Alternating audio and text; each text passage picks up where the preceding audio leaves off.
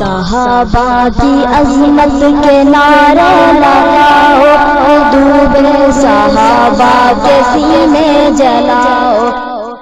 اہل سنت کا ان کے ساتھ اختلاف کیا ہے، لڑائی کیا ہے، یہ دشمن کیوں ہے اہل سنت کے؟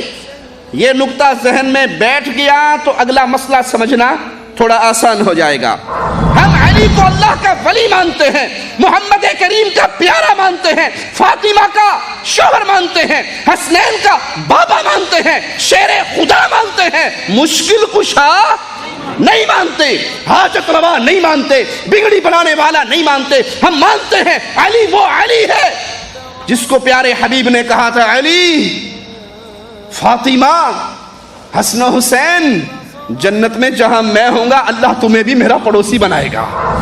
یہی عقیدہ دروازہ رافضیت نے 12 اماموں کے لیے کھولا کہ ان پہ وحی کا نزول ہوتا ہے، قرآن کا نزول ہوتا ہے، فرشتوں کا نزول ہوتا ہے۔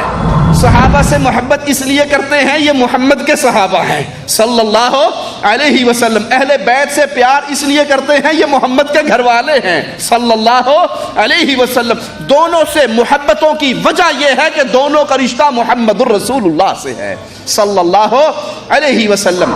ارے وہ تو اس شرک اور کفر کو مٹانے کے لیے ایران پہنچے، وہ تو قیصر و کسریٰ کے محلات کو اجاڑ دیا، وہ پوری دنیا کے اندر توحید اور ایمان کو پھیلا دیا۔ تم ان کی طرف نسبت کرتے ہو کہ نعوذ باللہ نبی کی وفات کے بعد صرف 3 بچے، باقی سارے کافر ہو گئے۔ اصل میں حقیقت یہ ہے تم اسی طرح محمد کے گستاخ ہو جس طرح آل محمد کے گستاخ ہو صلی اللہ علیہ وسلم۔ اور ظالمو، اس پیارے حبیب کے پیارے صحابہ پر یہ تہمتیں لگاتے ہو جس کی آنکھوں سے آنسو برسے تھے، پیارے نبی اس کی گود میں سو رہے تھے، آنسو چہرے پہ گرے تھے، آقا اٹھے تھے، ابو بکر کیوں رو رہے ہو؟ کہا اس سوراخ کے آگے کپڑا دینے کے لیے نہیں تھا، میں نے اپنے پاؤں کی ایڑی سے اس سوراخ کو بند کر لیا، کوئی جانور میرے پاؤں پہ کاٹ رہا ہے۔ پیارے نبی، میں نے اپنی ٹانگ کو حرکت اس لیے نہ دی کہیں آپ کی نیند خراب نہ ہو جائے۔ کچھ لوگ تو ہیں جو کھل کے رافضیت کا پیغام پھیلاتے ہیں، صحابہ کو گالی دیتے ہیں، کچھ نیم رافضی بھی ہیں۔ ایک آدھا نیم رافضی بھی آپ کو بتا دوں نا تاکہ تھوڑا سا احتیاط میں رہا کریں۔ ہر کسی کو یوٹیوب پہ دیکھ کے سننا نہ شروع کر دیا کریں کہ یہ بہت شیخ ہے، یہ بخاری مسلم ہاتھ میں لے کے بیٹھتا ہے۔ کئی تو رافضی ہیں، اور جہاں رافضیت کا زور نہیں چلتا پھر رافضی نیم رافضیوں کو پیدا کرتے ہیں کہ تم جا کے اسحاق جھال والے مردود کی طرح نیم رافضی پیدا ہوتے ہیں۔ اور اس کے مرنے کے بعد آج موجودہ دور میں جہلم کا انجینئر مرزا محمد علی نیم رافضی ہے، دشمن ہے صحابہ کا، بھوکتا ہے صحابہ کے خلاف۔ آؤ میں دلیل دینے کا عادی ہوں، بغیر دلیل کے بات نہیں کیا کرتا۔ یہ انجینئر مرزا محمد علی مجرم صحابہ کو گالیاں دیتے ہوئے ایک روایت بیان کرتا ہے، سنیے کہ سیدنا عمر، مرزا جہلمی کے جملے سنیے، سیدنا عمر کسی صحابی کا جنازہ نہیں پڑھتے تھے جب تک حذیفہ بن یمان کو دیکھ نہ لے۔ اگر حذیفہ بن یمان جنازہ پڑھتے تو سیدنا عمر جنازہ پڑھ لیتے، وگرنہ کسی صحابی کا سیدنا عمر جنازہ نہ پڑھتے کہ کہیں یہ منافقین میں سے شامل نہ ہو۔ انا للہ و انا الیہ راجعون، انا للہ و انا الیہ راجعون۔ یہ نیم رافضی ہے جو صحابہ کو گالیاں دے رہا ہے۔ آؤ اس روایت کی حقیقت میں سناتا ہوں۔ یہ قول سیدنا قتادہ سے ہے۔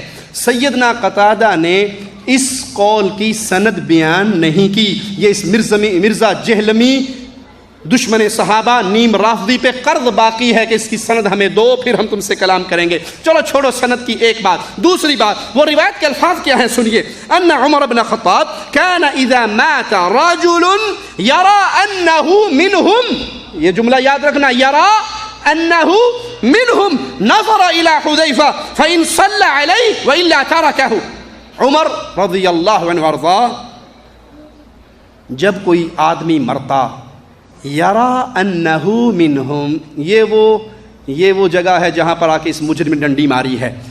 یہاں قصہ ہے ان 12 منافقین کا جنہوں نے رسول اللہ صلی اللہ علیہ وسلم پہ حملہ کیا تھا۔ 6 تو ایک بیماری میں ہلاک ہو گئے تھے اور اس میں سے کچھ باقی تھے۔ جب کوئی ایسا آدمی مرتا جس پہ سیدنا عمر کو شک ہوتا، یرا انہ منہم، ان کو شک ہوتا کہ یہ ان منافقوں میں سے ہے جنہوں نے 12 نے مل کے اللہ کے نبی صلی اللہ علیہ وسلم پہ حملہ کیا تھا، اور اللہ کے نبی صلی اللہ علیہ وسلم نے ان 12 کے نام سیدنا حذیفہ کو بتا دیے تھے۔ جب عمر کو شک ہوتا رضی اللہ عنہ وارضاہ تو حذیفہ کی طرف دیکھتے، اگر حذیفہ جنازہ پڑھ لیتے تو معنی یہ ہوتا کہ یہ منافقوں میں سے نہیں ہے. سیدنا عمر بھی پڑھ لیتے, اور اگر حذیفہ اس کا جنازہ نہ پڑھتے, اس مشکوک آدمی کا جنازہ اگر حذیفہ نہ پڑھتے تو عمر بھی نہ پڑھتے. یہاں عام مشکوک لوگوں کا حال بیان ہو رہا, اور مرزا جہلمی مجرم کہتا ہے کہ کسی صحابی کا جنازہ عمر نہیں پڑھتے تھے, کسی صحابی کا جنازہ عمر نہیں پڑھتے تھے جب تک حذیفہ شامل. یہاں عموم کر کے تمام صحابہ پہ طعن کرتا ہے یہ مجرم. اللہ اس کے شر کو اسی کی طرف لوٹائے اور اہل توحید کو اس کے شر سے محفوظ رکھے. یہاں پہلے تو اس نے ترجمہ ہی غلط کیا, یہاں ذکر ہے مشکوک لوگوں کا اور وہ اس کی نسبت کر رہا ہے تمام صحابہ کی طرف. اور دوسرا یہ سند, یہ روایت بے سند ہے, اس کی سند قرض ہے اس کے اوپر.